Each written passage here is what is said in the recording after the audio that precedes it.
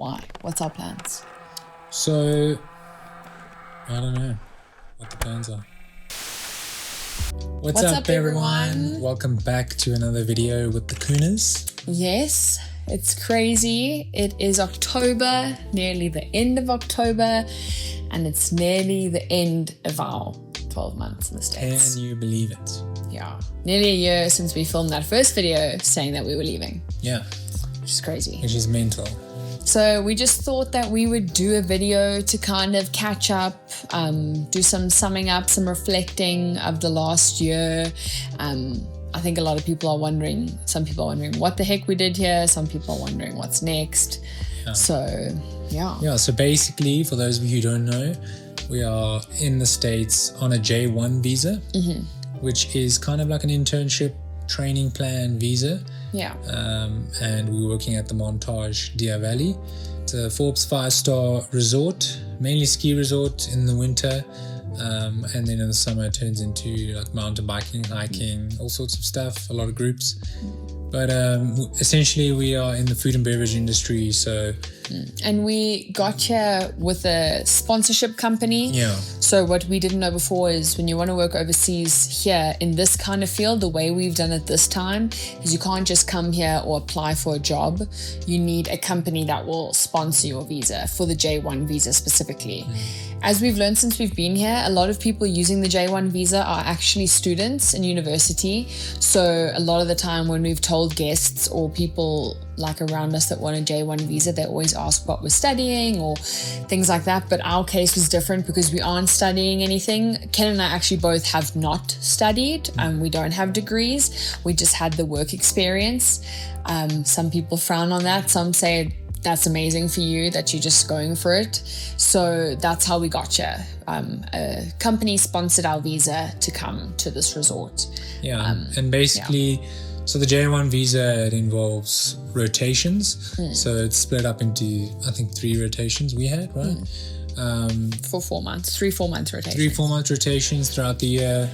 We were lucky enough to start as servers in the winter. We don't know how we got this lucky because as we've been here, we've seen that of the J1s that become servers, it's never in their first rotation. You can understand this because a lot of people won't have experience. So we'd like to think it's because of the experience we had as servers before coming to America. But either way, we got super lucky because that's high tip season. Yeah, busiest time of the year. All the richest people coming, and it's a lot of pressure. I mean, it's a Forbes 5-star restaurant and there's over 900 standards that you have to uphold to be 5-star. And you never know when they're coming to audit you, so you always have to be on tip-top condition. And even if they aren't necessarily there for Forbes, like both Ken and I's experience in the service industry was in small beach town restaurants. People on holiday, very laid back, very relaxed. As much as these people are on holiday, like they know the price they're paying to stay. So the requests are sometimes like crazy and they expect it.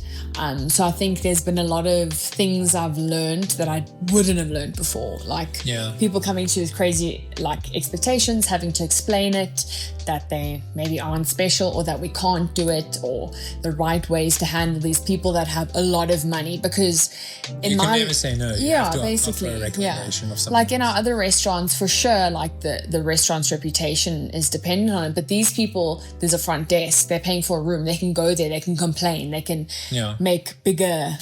And you have a name badge, so if you do something and the guest isn't happy with it, they'll put your name out there and you'll get in trouble. But it wasn't so bad. Yeah. All right. So we mentioned rotations. So it seems like all the J1 visas are different. There's other South Africans at our hotel that had the same kind of program at us, 3 different rotations. But some people from other countries don't have to rotate on a J1. Some people come for 4 months and they're in the same position. But ours, we have to rotate. So that meant every 4 months. So we spent 4 months as servers in the wintertime, like Kenan mentioned. Then we both changed to food runners. Kenan will speak about his experience now and how his was a bit different. But so 4 months is food runner. So there's all these things that in South Africa you did yourself as a server. So server, food runner, server assistant, and a host. So, and barista, for example. But so the host, we have that at some restaurants in South Africa. You're welcoming in the person. I'm in that rotation now. That's my final rotation. We're sorting out the reservations, making the flow of the restaurant go good, handling that stuff. Server assistant and food runner are one and the same, but also very different. The server assistant is on the floor with the server. They are helping directly with the table, getting drinks orders, clearing the table. Not necessarily drink orders, but mainly... If they can. They can. They're getting the physical drinks. But yeah, asking if they want sparkling still or house water when the guests arrive, clearing plates, just making sure that everything's neat and tidy around the table. And then if the server needs them to fetch drinks from like sodas, they'll go and do that. They don't usually bring alcoholic drinks. That's mainly to the server. Because here in Utah, you have to have a specific license, handler's license for those type of things, for food and for alcohol. So a lot of the server assistants don't have those, but some do. Yeah, we have them because we were servers. So yeah. And then you explain like food runner then. Yeah, so food runner, you basically in the kitchen at the line, at the pass where the chef is, and you got to know the menu, you got to know the ingredients, especially in a 5-star hotel, because the chef's going to hand you a tray with 5 dishes on. You got to know all the seat numbers, where all the different dishes are going to what seat, to who's having what. You got to be able to tell them at least 3 ingredients of the dish. You got to name the dish. If it's a steak, you got to name the temperature, obviously. And it's a bit more knowledge based. You got to remember and things like that. Whereas a server assistant, you're not really dealing with the food. You're just clearing the plates at the end of the day. And you also think about it. Think about how many times you've been at a restaurant and you order something, whatever it is, and then it comes and it might not be the idea you had in your head, right? So obviously, very often a customer is asking, "What is this?" Because if you order a steak, it might not just be the steak on the plate. It might be a side with it. It might be something else random on the plate. So, and that's human, right? We all do that. So we need to know those things, that when we're dropping it, we're not going, I don't actually know. Because how do you feel when you're paying so much money to be somewhere? It doesn't matter if you're at McDonald's and they don't know what something is.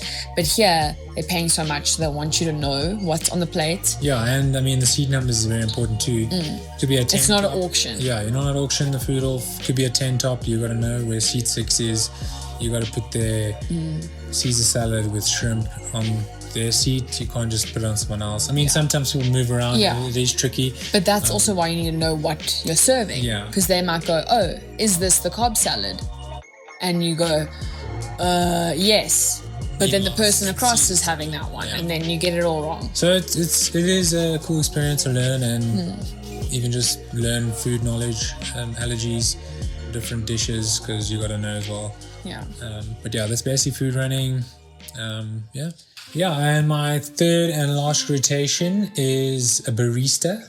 I have had some barista experience back in the day.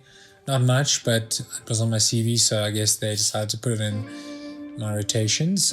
So there is a designated coffee shop called Buzz. Unfortunately, they were overstaffed during this time of the year, so they didn't have any shifts available for me. So they put me in Apex breakfast and lunch, or breakfast for barista. Apex is our main steakhouse / breakfast and lunch restaurant that's open. And yeah, it's been good. I mean, it's not as busy as I guess the coffee shop would be, but I'm still making cappuccinos and all sorts of fun things. So I start at 7 a.m. and end at 11 a.m. and then I move to lunch period where I'm a food runner again. So I'm kind of in the between barista in the morning in Apex and a food runner in Apex for lunch. Yeah. I feel like the rotations has made the year go pretty fast as well, because once you're used to being in one role and you feel like you're mastering it, you have to change. Yeah. So when we were servers, that was a bit different because we came off of this high of the winter time and it physically got quieter. So it didn't feel crazy to move out into a different place. Also, like the restaurant Kenan was working in closed, so it's not like you could have even pictured yourself being there for that time. And then once you were used to being a food runner and you're really good at it and you're working well with the hotel, you move again. And that's not the hotel's fault. That's the nature of the visa, is the rotation, because you're supposed to be learning, and the learning is great. I mean, what you get out of it is cool, but it has been a little bit bumpy here and then. Like there's a lot of South Africans, so all of us changed at one time. And I think for the restaurants, it's stressful, but luckily it wasn't during like the busiest time of year. And I think like with the J1 visa, it's all the jobs like most of the Americans don't want to do, like server assistant, hosting. They all want to be servers because that's where you make the most money, and that's understandable. So like I think with the J1 visas, that's like these hotels' way of getting people in to actually do those jobs, especially with the rotations, because it's a training plan. So I think that's one way they get around to doing those things. Whereas if they didn't have J1s, I think they would struggle to find staff, to be honest. J1s, H2Bs, all those visas. But yeah, that's our rotations. And that kind of makes me think of our next point, which is earning dollars, right? So I'm going to just explain something that I'm going to let Kenan take over. So the thing with these roles that we're in now, right? For us, even if the money's bad, we're still fine.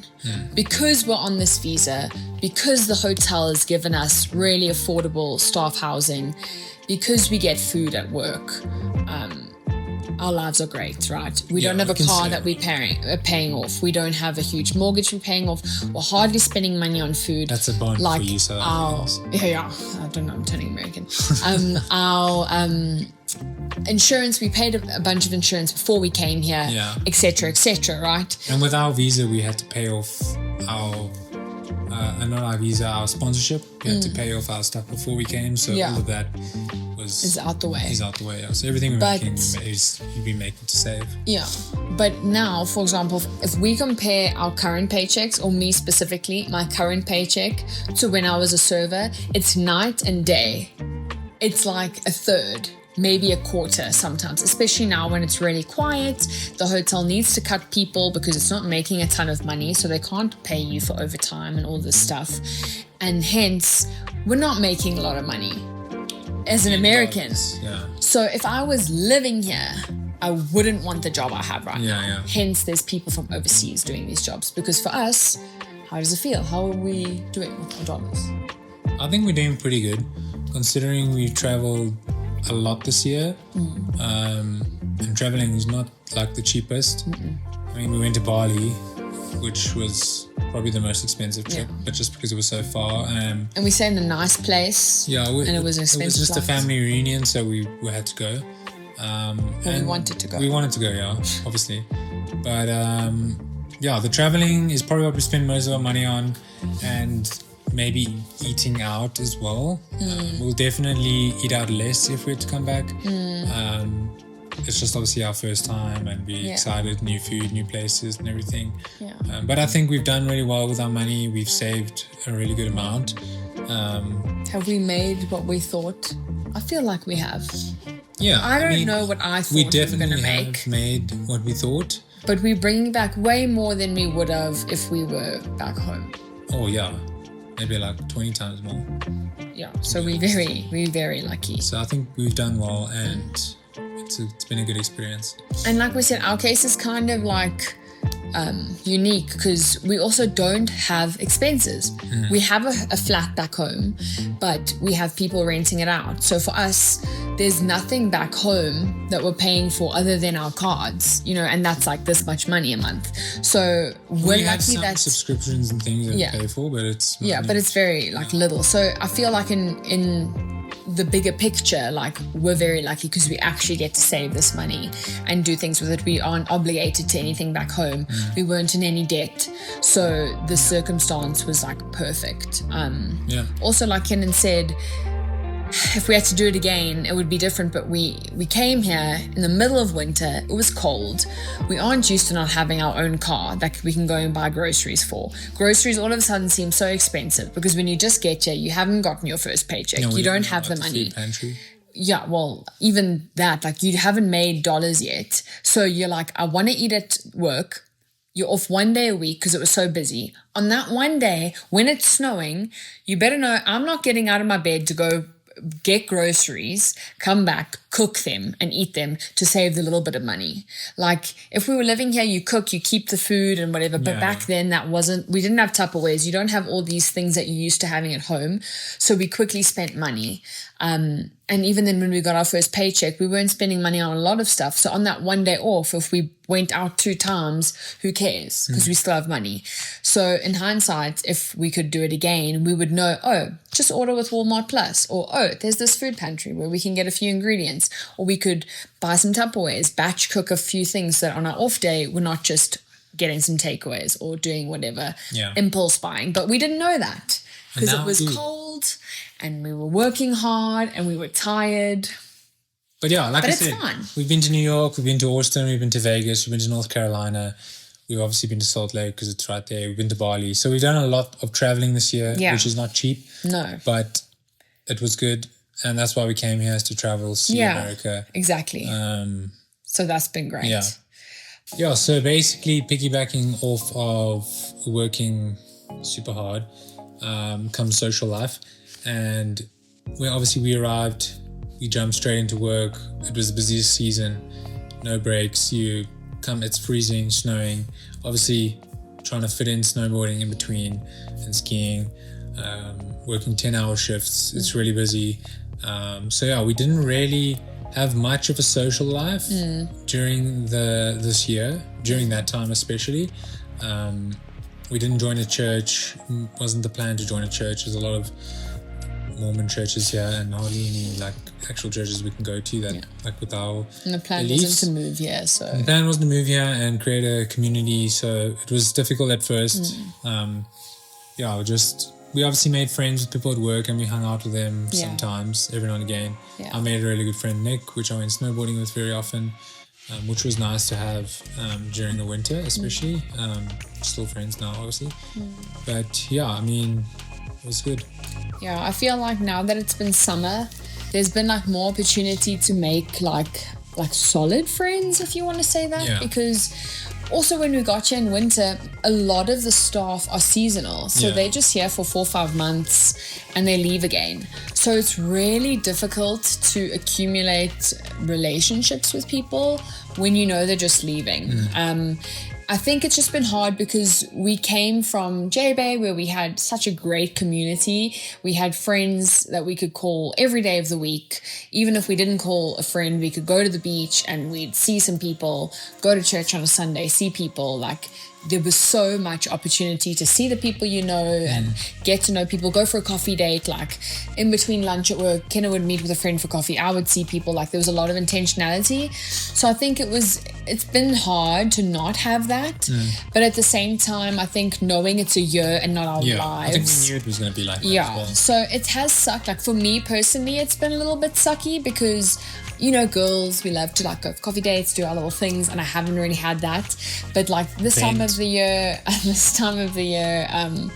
we've gone on some hikes with some friends and made better friends. Yeah, because and it's friends that were there in the winter and they're still here now. It's not like, because a lot of the people we also made friends, like they said they're gone. So you make those connections with the people that were here in the winter and that you kind of like were in that season with. So that was just hard. I mean, probably hard for Kenan because I'll have to talk to him more now that I don't have other people to talk to. But I think he loves that. I work 7 a.m. till 3 a.m. and then Dane comes home at 11 p.m. and I'm falling asleep and then I get all the conversations, but I love it. But he forgets that I had to do that a few months ago. You were sleeping when I got home. Yeah, but you still talk to me a bit sometimes. Yeah, a little bit. But anyway, so that's that. It's just, it is what it is. And when it comes to this, the YouTube channel, we had big plans. We said video every week, updates every day on Instagram. Yeah, but the reality is, working a 10-hour shift, you don't want to come home and film a video. Also, I mean, our lives are boring, to be honest. To be honest, it's the same thing every day. We thought we would have so much content We don't. When we travel, that's why we have all these cool travel vlogs. But like in between that, we don't know what to film. Like obviously, like I had snowboarding videos. Yeah. But you guys don't want to watch those clearly because there's not a lot of views. But it's just like we didn't know what to do. We've had good intentions. Yeah. But we weren't ready for the influencer life. And that's why we're filming this video. Yes. Because we would also love to know from you, what do you want from us? Yeah. Another thing is, it's not as easy as it looks, like vlogging. And we have gotten better because we now know kind of what we want to do. Obviously storytelling is important, so having a good flow. We struggled with that in the beginning, a lot of random stuff. And there was no like connection to a lot of the videos, like there was no flow. So we were like, oh, I can't really edit that, it's not going to work and it doesn't make sense. Or we would get excited and film a bunch of random things and then be like, film what? The rest. Yeah, and then be like, we can't do anything with that. So we are working on that. We're trying to get better. Hopefully the most recent vlogs were much more flowy and made more sense. But we will keep improving on that as well. But hey, there's 97 of you right now. Yeah, road to 100. So we're nearly on 100 subscribers. It's only taken us a year. Yeah. Our Instagram, I don't think has that many followers either. I think we're on 250 maybe or something like that. But that's okay. But we would love to make more of this channel and our Instagram. We just need to figure out what to do and what you want. So we would love some suggestions. Obviously, this is a couples page, so we are not limited to just a girl or just a boys page. We can do multiple things. Yeah. If you want to know what ski gear to buy, let us know. Yeah, we loved it. Like there's a lot of stuff we're passionate about as a couple as well that we can talk about, but we just haven't gotten there yet. So stay tuned for that. Yeah. And that being said, we are coming home. Soon. 2 years time. Our visa, I'm joking. Our visa ends the 28th of November. We have a 30-day grace period after that. But we said, no thank you grace period. We will be flying home on the 28th. We are ready for the best December of our lives. I'm practicing my Afrikaans, even though that's English. Okay. So let's just quickly map it out for you guys. I'm going to map it out because I know the details. She's going to map it out because she's planned it to the second. We have big plans when we get back home. What happens 5 seconds after we land? We have big plans for when we get back home, but we don't have concluded plans. So we get home, we're going to be spending time in Cape Town with our Cape Town friends and family. We have 2 weddings to go to at the beginning of December, which is very exciting. And then we will visit our family for a few days in Mossel Bay during that time. Then we will spend 2 weeks in Durban. We will fly to Durban from Cape Town. Then we will drive from Durban to Mossel Bay, spend time with our family there for let's just say 2 weeks. We probably won't come back to J Bay. Just because there's too many people we need to see there and it's just going to be too chaos, you know? Too chaos. Too chaotic. Many jealous people wanting to see us.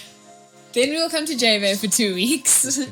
And then the plan is to maybe go back to Durban for a bit. We don't know. So we have 2 very big 2 months full of plans, which we will hopefully be documenting very well. Some daily vlogs, not daily vlogs like every day, but like some, you know what I mean?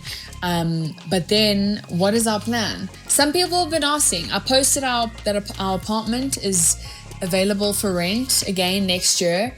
I got lots of messages. Are you not coming back? Coming back to South Africa. What's going on? Are you not going to live there?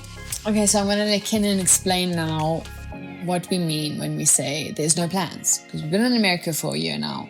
Coming back home. We're not going back to our flat. Why? What's our plans? So, I don't know what the plans are. We don't have any plans. No plans. We're going to be homeless. There is some ideas out there that we would like to do. But we're not entirely sure. The plan is obviously to come work in the States again. We're not entirely sure with the visas at the moment. So we can only apply in January. So we won't put that out there right now. But we're just trusting that we can come back and we'll see from there. Yeah, the Lord knows our hearts. He knows our wants and our desires. So it's all good for us to say, we're going to come back. We're going to do this. This is what we want. But at the end of the day, his plans prevail. So we don't know. The ideal was to know what we were doing before we left, but that's not possible. So we have to let go of that desire, maybe mainly me, of knowing and being in control. There's something in the pipeline. We'll only know that after January. Yeah. So for now, no plans. Jobless. We're not going to be living in J Bay. We're not going to be living in Mossel Bay. We're not going to be living in Durban. We're not going to be living in Cape Town. We don't know. So if you guys need... We're going to be in South Africa. If you need any videos shot throughout that time, let me know. Yeah. Some social media content. Yeah. Some freelancing. Whatever. With the hope of coming back, yeah? But if we don't, you'll hear about it and you'll hear about our updates. Yeah. So yeah, don't forget to subscribe.